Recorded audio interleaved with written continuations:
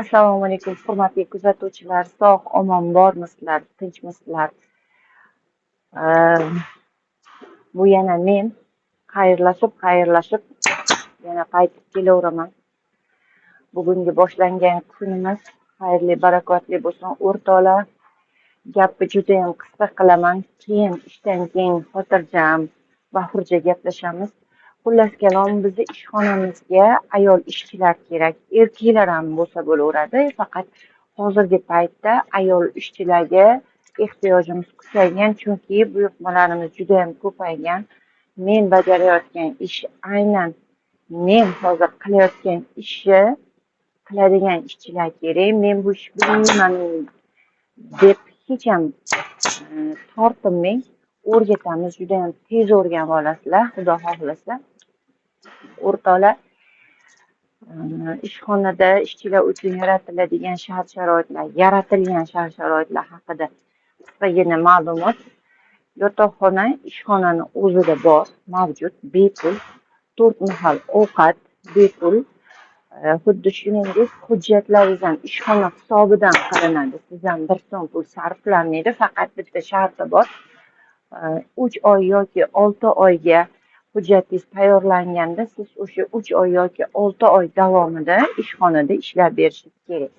Yo'q, men boshqa joyda ishlayman deb ketib qolgan taqdiringizda yoki ketishga qaror qilgan taqdiringizda ishxona xarajatlari sizni eng so'nggi oyligingizdan ushlab qolinadi. Tabiiyki ushlab qolinadi. Hech kimni ko'chaga sovurib yuboradigan puli yo'q. Hujjat ham ozbaloq pulga bo'lmaydi. Xullas kalom, o'rtoqlar, ishxonada yaratilgan shart-sharoitlar haqida video davomida ham ko'rsatib, ham gapirib beramiz. Ekranlaringizda ko'rinib turgan raqamlar orqali Telegram va WhatsAppdan murojaat qilishlaringiz mumkin.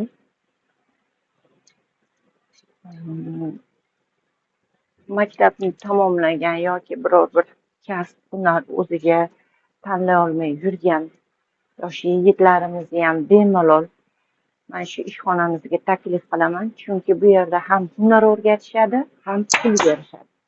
Maza qilib hunar o'rganib olasizlar yigitlar, ham pul ishlaysizlar. Oila byudjetinglarga o'zinglarni ozmi ko'pmi hissanglar qo'shiladi. Hurmatli kuzatuvchilar, ayollar yotoqxonasi.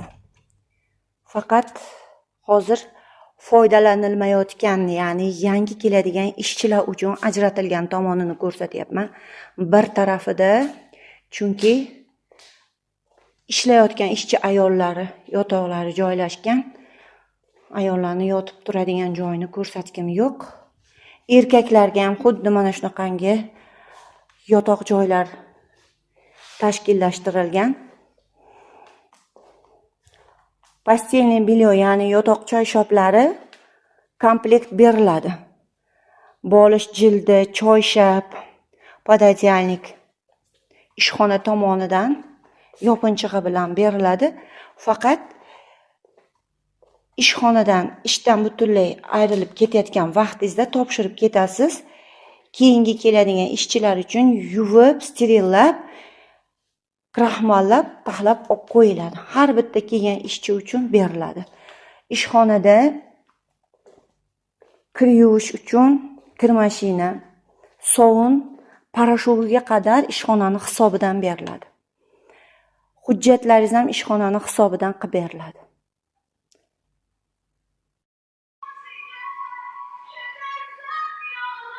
Bu bizni nonushtamiz.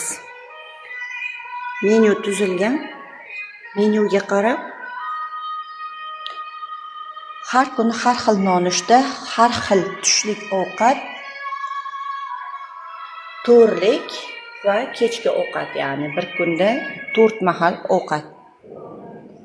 Ba'zi kunlari hazillashib ishlashga bermaysizlarmi? Hech ham faqat ovqat yedirar ekansizlar-da deb hazillashib ham qo'yaman. Mana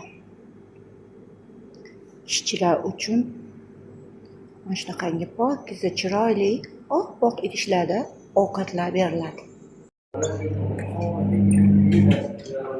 Ayollar vannasi, kir yuvadigan mashinamiz. Bu yerda yuvinib taranamiz. Mana suvdagacha o'zlari beradi. Suvda sovungacha kiryushgan.